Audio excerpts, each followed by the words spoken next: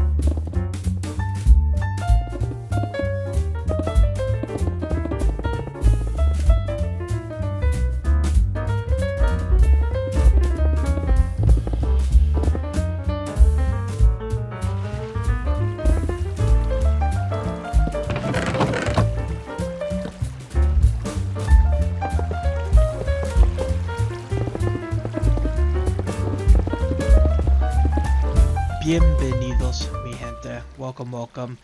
We are in my creative world, and today, as you guys saw with the title of the video, I wanted to show you how I build iron farms. So, to kind of get a bit of context while I finish building up here, the original build, I can't quite remember where I saw it from, but I have changed so many things over the years that I kind of see it as just my own type of things, but the concept of this farm is very simple.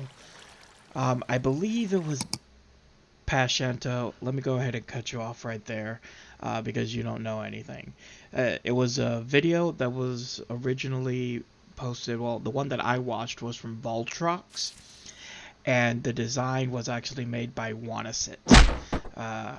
I will include a link in the description if you want to see that original one. This is just my alteration to it, so I'm going to go ahead and skip forward in the video to where I stop rambling about this. Okay. Bye. There we go. A little bit more neatly. So this is a farm that, again, I've kind of perfected and built up over time. And I wanted to show you guys how it works. So, to start, I normally build it probably 20-ish blocks above the ground. If I can put it above water, I tend to put it above water. Normally, I'll look for a village, go to one of the edges. Since I normally look for villages along the coast, it'll be at a coast. And then just kind of staircase my way up and make what is called the villager room. The villager room is, by its essence, it's 5 by 9, I believe. So that's 1, 2, 3, 4, 5, 6, 7, 8, 9. It's technically 7 by 9, going all the way back, or 7 by 10, I suppose, if you count the last area. But that's just water flow. If you remember, this is the back wall, and then water flows 8, and then collection. That is how you need to remember it. Next, we need to get the villagers in, and for this, do a little bit of this, and then can I just do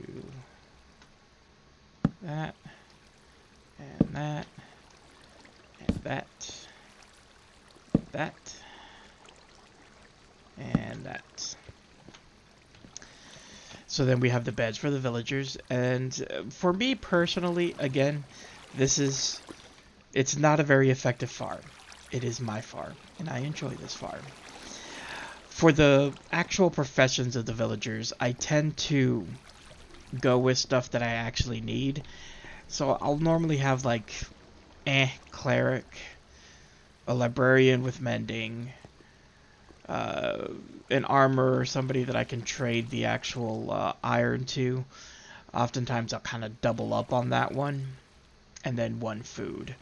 So with that being said, let me go ahead and get that in real quick, and I'll be right back.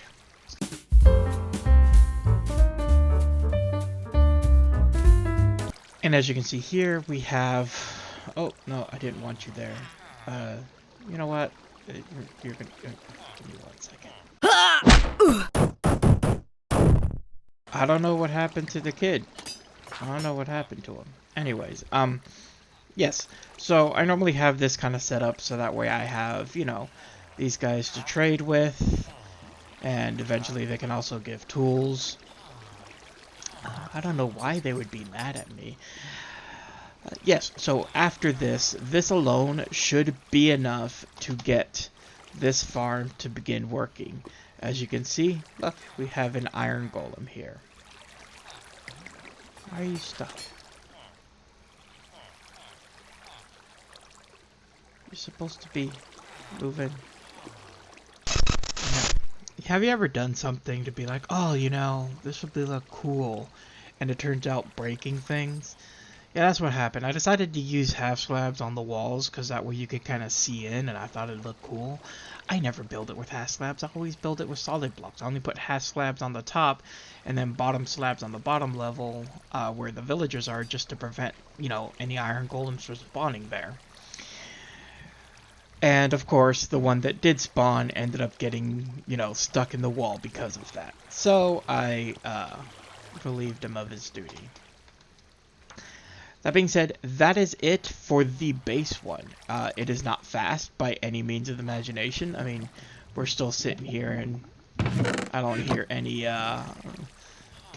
golems, you know, spawning and killing themselves. But as long as you have more than 3 villagers, iron golems will spawn. Nope, there we go. See? We have one burning right there. So, this is one of the reasons why I like this farm, is that this farm is conducive to, you know, you not having to worry about capturing and naming or grabbing an item for a zombie to be able to make it effective. It will work all on its own. Albeit not very good. It won't spawn a whole lot, but it will indeed spawn, and you will get iron passively. So the other reason why I normally build this pretty close to where my home base is, or where I spend most of the time is so that way it's always running in the background. Now, that being said, can you improve this with a zombie? Well, of course you can. Please hold.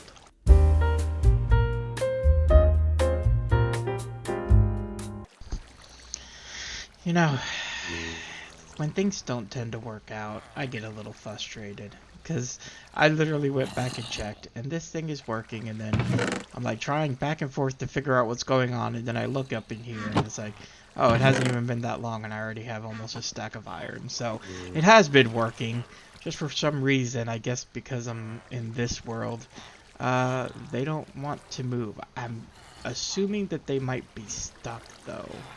Very similar to how the iron golem up there was stuck. Regardless, it's working. The iron golems are dying, and we are getting iron.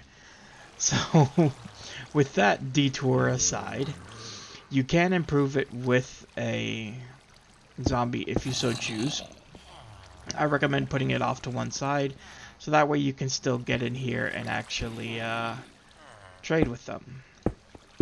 I forgot to retake these out as I was testing around, but they can't walk through here. This is not, nothing can spawn up here. It's, you know, too close to that, but you can still come in here and be like, hey, I didn't want to name you that also, but okay. And just like, okay, you know, I can get that, or I can get that, you know, come back through, just crouch and walk on through. And so this now becomes a miniature villager breeder and iron farm. Is it the most effective? No. I don't make effective farms. I make spaghetti redstone and barely efficient things. That being said, I just wanted to give that option to you guys, because I know, like me, there are some people who just don't need that much. And so, this is for you. Thank you guys for watching, and as we say, hasta mañana.